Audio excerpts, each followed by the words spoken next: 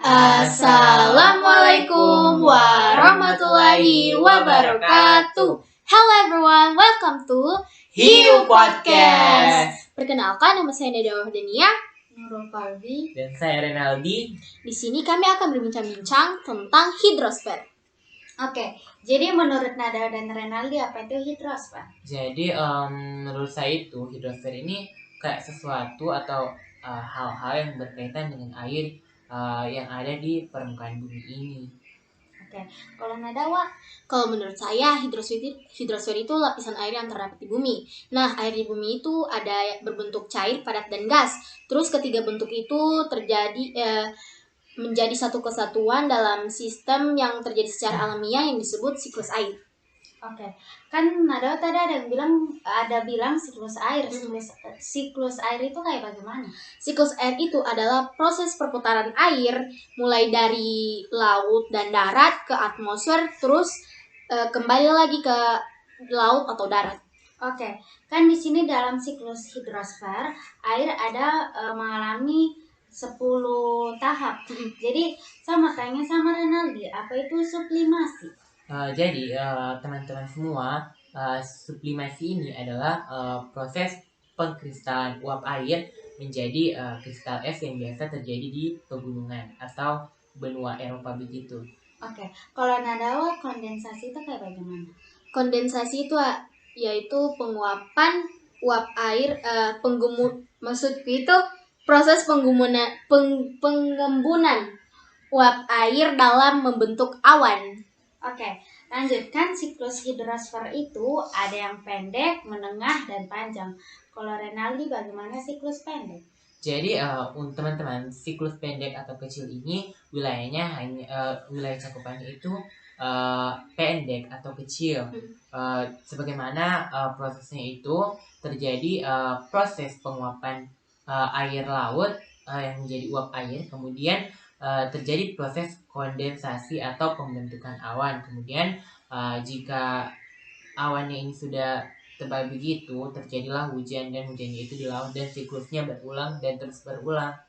Oke, kalau Nadawa yang menengah bagaimana? Kalau siklus yang sedang itu dia itu kalau menurutku bukan menurutku sih, memang dia cuman sampai daratan sebenarnya.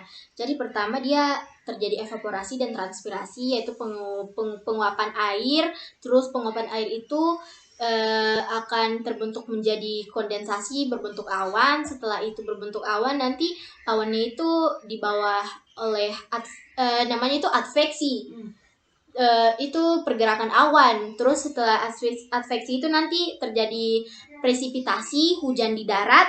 Terus setelah itu pas air hujan jatuh di daratan itu dia akan meresap ke tanah atau infiltrasi dan mengalir ke dalam tanah.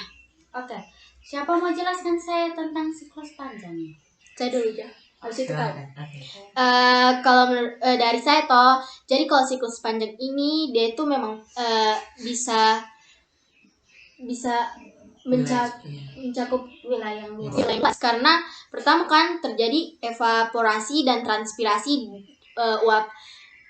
penguapan air di daratan dan di laut. Setelah itu dia akan berbentuk menjadi awan atau kondensasi. Setelah itu lagi terbawa oleh uap air itu akan terbawa oleh angin yang disebut adveksi. Setelah itu terjadi presipitasi di daratan, jatuh di darat, tapi ada juga yang terbawa lagi ke pegunungan atau wilayah yang dingin, sehingga itu akan tersublimasi karena pada ada titik puncaknya itu dia akan menjadi kristal. Setelah kristal itu dia akan menjadi salju akan turun ke gunung-gunung es itu. Terus kau jelasin. Kemudian biasa ada yang mencair, kemudian mengalami infiltrasi atau run off, kemudian mengalir lagi ke laut, dan seterusnya terjadi mengulang-ulang. Dan wilayah cakupannya ini cukup luas karena dari laut terbawa angin ke daratan, kemudian ke pegunungan, dan kembali lagi ke laut. Jadi kita next ke perairan darat. Nah, perairan darat ini merupakan air yang terdapat di sekitar daratan, yang merupakan hasil dari aliran permukaan. Nah, sama tanya dengan Renal, perairan daratan itu terdiri dari apa saja? Jadi untuk perairan darat ini ada beberapa ya. Jadi yang pertama itu air tanah, kemudian ada sungai, danau, dan rawa-rawa. Nah, kan tadi sudah dijelaskan 4 poin dari perairan daratan. Kita masuk ke air tanah. Nah, air tanah ini sendiri adalah air hujan yang masuk melalui pori-pori tanah atau kita sebut infiltrasi air.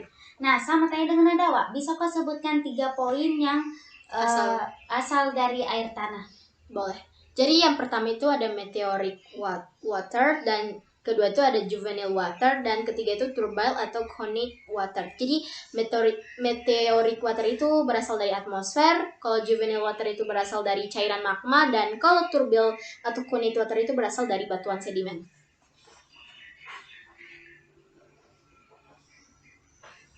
Cut.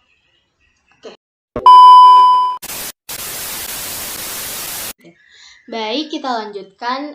Kan tadi saya sudah menjelaskan tentang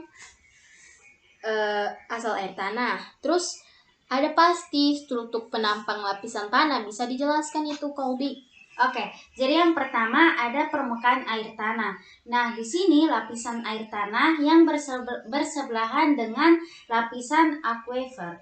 Terus yang kedua ada lapisan phreatik yang dimana atau lapisan dangkal, dimana lapisan ini permeable yang tidak kedap air atau lolos air.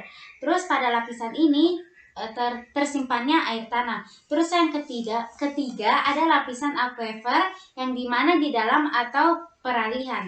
Nah, lapisan ini yang kedap air atau tidak lolos air. Di antara dua lapisan ini yang terdapat air tanah.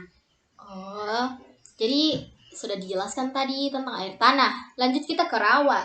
Kan rawa itu adalah tanah basah yang tergenang air karena memiliki ketinggian yang rendah dari daerah sekitarnya. Boleh dijelaskan berdasarkan letaknya, Renaldi? Jadi untuk letak rawa-rawa sendiri itu ada 4. Rawa tepi pantai, sifatnya itu umumnya landai dan airnya tidak terlalu asam dan mengalami pasang surut.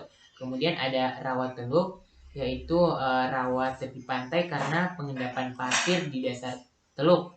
Kemudian ada rawa pinggir sungai, yaitu terletak di dataran banjir di pinggiran sungai dan umumnya subur. Kemudian yang terakhir ada rawa abadi, yaitu rawa yang selamanya tergenang air. Warnanya kemerah-merahan dan airnya sangat asam. Nah, kalian sudah mengerti apa itu rawa. Kalau kalian sudah mengerti, kita lanjut ke danau. Nah, danau ini adalah cekungan di daratan yang terisi oleh air. Boleh dijelaskan berdasarkan sumber air? Kalau kami dua, siapa yang bisa? Nurul maybe. Oke, jadi pertama itu ada dibagi dua. Ada danau tawar dengan danau asin. Nah, danau tawar sendiri yaitu danau yang berupa dengan pembuangan outlet di daerah yang basah atau curah hujan yang tinggi sehingga kadar garamnya rendah. Contohnya kayak danau-danau pada umumnya. Yang kedua yaitu danau asin, di mana danau yang berupa airnya terkepung dan penguapannya tinggi. Contohnya kayak Great Salt Lake atau Laut Mati.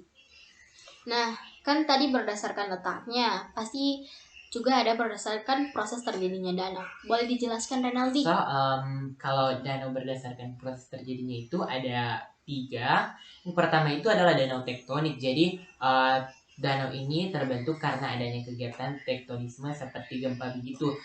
Contohnya itu seperti danau yang ada di Sulawesi Tengah, yaitu Danau Poso. Kemudian ada danau vulkanik yang terjadi karena ada kegiatan vulkanisme atau gunung berapi begitu. Contohnya Danau Kelimutu dan Danau Kerinci. Kemudian ada gabungan di antara 2 macam danau sebelumnya, yaitu danau tektono-vulkanik yang terjadi karena ada 2 kegiatan, yaitu tektonisme dan vulkanisme. Contohnya adalah Danau Toba. Jadi sebenarnya tipe proses terjadinya itu bukan cuma 3, tapi sebenarnya ada 8. Jadi yang saya lanjutkan saja. Jadi ada lanjut kita ke danau. Danau adalah cekungan di daratan yang terisi air. Berdasarkan sumber air, danau terdiri dari danau tawar dan danau asin. Danau tawar yaitu danau yang berupa air dengan pembuangan atau outlet di daerah yang basah atau curah hujan tinggi, sehingga kadar garamnya rendah. Contohnya danau pada umumnya. Terus kalau danau asin yaitu danau yang berupa air yang terkepung dan penguapannya tinggi sehingga kadar garamnya tinggi. Contohnya Great Salt Lake atau Laut Mati. Dan danau itu ada juga yang berdasarkan proses terjadinya. Boleh dijelaskan? Oke, jadi kalau danau berdasarkan proses terjadinya itu ada 8. Nah, yang pertama ada danau tektonik di mana dia terjadi karena kegiatan tektonisme. Terus yang kedua ada danau vulkanik di mana dia terjadi karena kegiatan vulkanisme. Terus yang ketiga ada danau tektonovulkanik yang di mana dia terjadi karena adanya kegiatan tektonisme dan juga vulkanisme. Terus yang keempat itu ada danau Dilona yang terjadi di daerah Kapur. Terus yang kelima itu ada danau glasial yang dimana dia terjadi karena mencairnya gletser. Terus yang keenam itu ada danau Laguna di mana dia terjadi akibat kombinasi antara angin dan ombak yang membentuk tanggul-tanggul pasir di sepanjang pantai.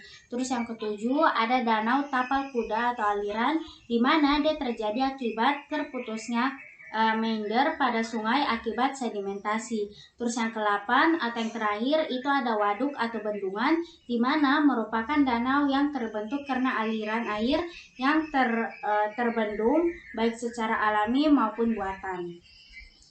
Kemudian kita lanjut ke sungai. Jadi sungai adalah aliran air tawar memanjang yang berasal dari mata air ke laut.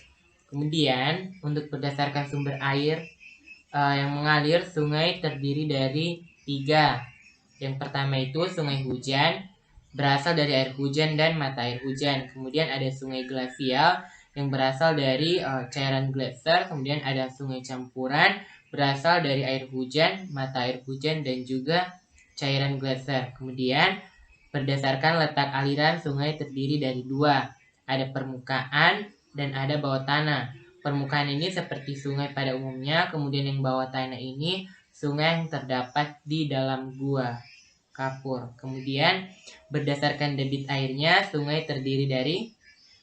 Jadi kalau berdasarkan debit air, sungai itu terdiri dari 4. Yang pertama ada permanen, yaitu jumlah air relatif tetap sepanjang tahun. Terus yang kedua ada periodik, di mana jumlah air lebih banyak dari musim hujan. Lebih banyak di musim hujan dan lebih sedikit di musim kemarau. Terus yang ketiga ada episodik, terus yaitu air yang hanya ada pada musim hujan. Terus yang keempat ada ephemeral di mana sungainya hanya ada pada musim hujan. Teman-teman semua, kita lanjut ke pola aliran sungai yang akan dijelaskan oleh Colby. Oke, jadi kita masuk. Jadi di sini ada 6 poin yang dimana ada pola aliran radial. Nah, radial sendiri ini terbagi jadi 2, ada sentrifugal dengan radial sentripetal. Nah, yang kedua ada pola aliran rektangular. Terus yang ketiga ada aliran dendritik. Terus yang keempat ada aliran terelis. Terus yang kelima ada aliran anular. Dan yang terakhir ada aliran pinnate. Kemudian kita lanjut lagi pembagian sungai berdasarkan aliran lainnya yang akan dijelaskan oleh Nadawa. Jadi berdasarkan arah aliran itu, sungai itu terdapat menjadi 5. Ada sungai konsekuen, sungai subsekuen, sungai obsekuen, sungai resekuen, dan sungai insekuen. Jadi sungai-sungai ini sebenarnya saling berhubungan. Jadi sungai konsekuen itu adalah sungai yang arah alirannya sesuai dengan kemiringan lereng tempat sungai itu mengalir. Dan sungai subsekuen itu adalah sungai yang arah alirannya tegak lurus dengan sungai konsekuen. Terus sungai obsekuen itu adalah sungai yang arah alirannya berlawanan dengan sungai konsekuen dan mengalir ke sungai subsekuen. Terus sungai resekuen itu adalah sungai yang arah alirannya sejajar dan sungai dengan sungai konsekuen dan mengalir lagi ke sungai subsekuen. Terus terakhir itu ada sungai insekuen yang dimana adalah sungai yang arah alirannya tidak beraturan. Kemudian kita lanjut lagi pembagian sungai berdasarkan formasi batuan atau geologinya. Oke, jadi kan berdasarkan formasi batuan atau geologi itu terbagi jadi 6. Ada superimposed, terus ada anaklikal, terus ada sungai antasedes. Berdasarkan formasi batuan atau geologi itu ada 6. Yang pertama sungai Septirimposed, terus yang kedua ada sungai Anaklinal, terus yang ketiga ada sungai Antasedem, terus ada sungai Reservi, terus ada sungai Compound dengan sungai Composite. Terus bagian-bagian sungai berdasarkan profil itu ada hulu, tengah, dengan hilir. Nah, kalau bagian hulu ini merupakan bagian awal sungai yang berada di pegunungan. Terus kalau hilir itu merupakan bagian akhir sungai yang bermuara di laut. Terus habis itu ada bagian tengah yang merupakan hulu dan hilir sifatnya pertengahan antara keduanya.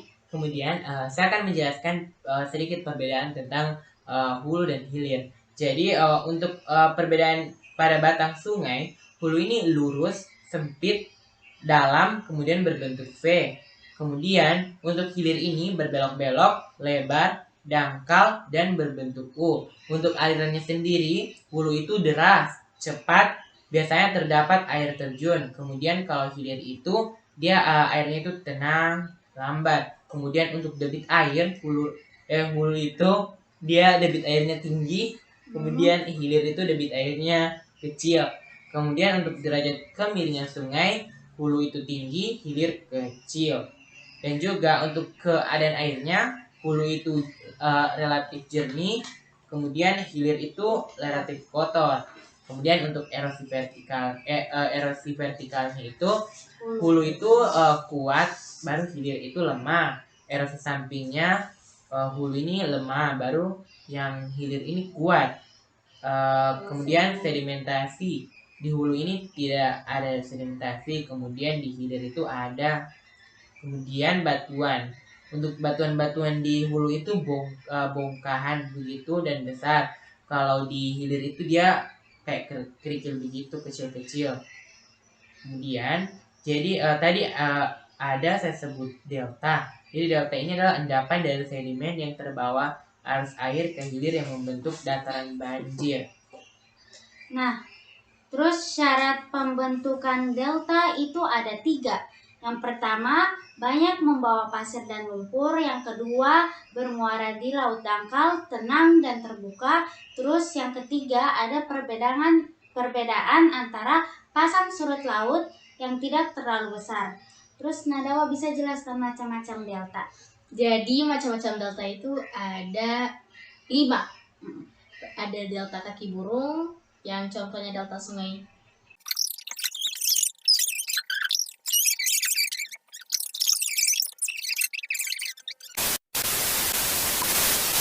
Oke, jadi kita masuk ke macam-macam delta. Pertama ada delta kaki burung, yaitu contohnya delta sungai Mississippi. Yang kedua ada delta Arcuate atau kipas Apupu. Contohnya delta sungai Mahakam. Terus ada delta Lobet atau Cupi, yaitu contohnya delta sungai Selenga. Dan delta Kuspat atau huruf V, contohnya itu delta sungai Nil. Dan terakhir itu ada delta Corom atau estuarium, yang contohnya itu delta sungai Seine. Oke, jadi kalau meander sendiri itu adalah hasil dari pembelokan sungai yang tajam dan berbelok-belok yang membentuk huruf S dan leher. Terus kalau Oxbow Lake yaitu adalah danau tapal kuda atau sungai mati yang terbentuk akibat terputusnya meander pada sungai akibat sedimentasi. Terus kita masuk ke perairan laut. Jadi perairan laut merupakan landasan kontinen atau sambungan dari daratan di sekitarnya yang tergenang oleh air dengan jumlah besar. Kemudian laut ini memiliki beberapa zona. Ada 4. Yang pertama zona litoral itu 0 meter. zona pesisir tempat batas Pasang pasang surut surut air laut. Kemudian ada zona neritik dari 0 sampai 200 meter, zona laut dangkal atau dangkalan. Kemudian ada zona batial yang ukurannya itu dari 200 sampai 1800 meter atau disebut juga zona laut dalam. Kemudian ada zona abisal, jaraknya itu 1800 meter atau disebut juga zona laut sangat dalam. Oke, kita masuk berdasarkan letaknya yang dimana dibedakan menjadi tiga. Jadi ada laut tepi, letaknya di tepi-tepi benua, contohnya Laut Jepang, Laut Cina Selatan, Laut Utara, dan Laut Arab. Yang kedua itu laut pertengahan, letaknya itu di antara benua-benua, contohnya Laut Tengah yaitu antara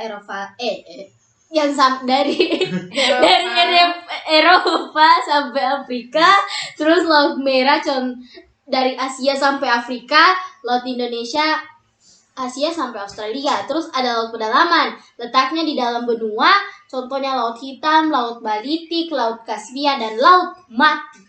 Kemudian ada laut berdasarkan Proses terjadinya, yaitu terbagi 3, laut regresi, laut yang menyempit karena air surut hingga 700 meter, dasar laut menurun, terjadi pada zaman glasial, contohnya Selat Malaka, Selat Karimata, Selat Makassar, dan selat lainnya.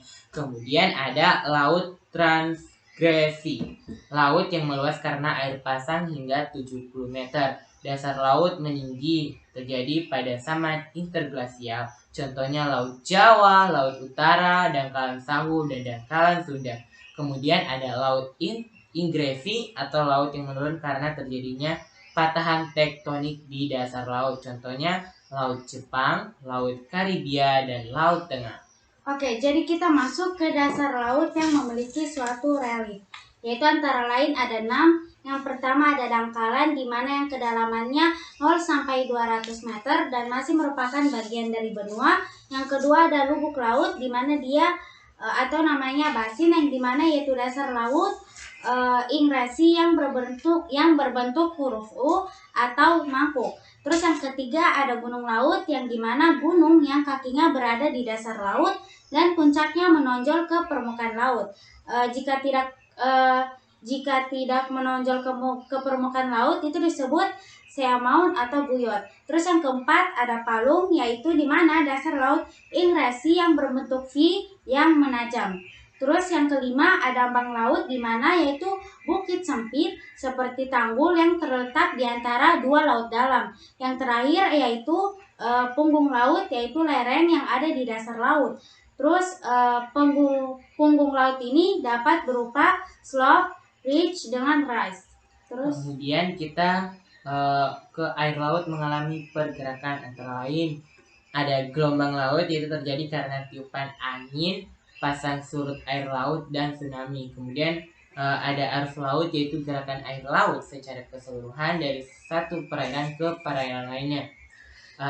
Arah arus laut sama dengan arah gelombang laut sampai air tersebut bertemu di benua atau daratan. Kemudian arah laut terdiri dari 2. Yang pertama arus panas, terjadi pada khatulistiwa sampai lintang sedang, terjadi apabila suhu air laut lebih panas dari sekitarnya, contohnya arus khatulistiwa utara, arus Kuroshio, arus Teluk. Kemudian ada arus dingin, terdapat pada kutub sampai lintang sedang, terjadi apabila suhu air laut lebih dingin dari sekitarnya, contohnya arus Oyashio, arus Labrador, dan arus Canary. Terus kita ke sifat-sifat air laut, yang antara lain itu ada suhu, salinitas, dan warna. Suhu itu dipengaruhi oleh tempat, dari ekuator ke kutub semakin dingin. Terus salinitas yaitu kadar garam, yang rata-rata salinitas normal adalah 35%. Terus ada warna, warna ini dipengaruhi oleh zat organik dan anorganik yang terdapat pada air tersebut. Ada biru, kuning, hitam, hijau, putih, merah, dan ungu. Nah, yang dapat kita lihat itu kalau semakin dalam itu warna biru saja, karena sesuai dengan pencahayaan mata yang dapat kita tangkap. Oke guys, jadi selesailah kita membahas tentang hidrosfer. Mohon Yeay. maaf apabila ada kekurangan materi atau ada kesalahan pembicaraan atau apapun yang terjadi pada saat podcast. Itu adalah kesalahan yang tak terduga. Jadi kita akhiri podcast kali ini. Wassalamualaikum warahmatullahi wabarakatuh. Goodbye. Bye. See you.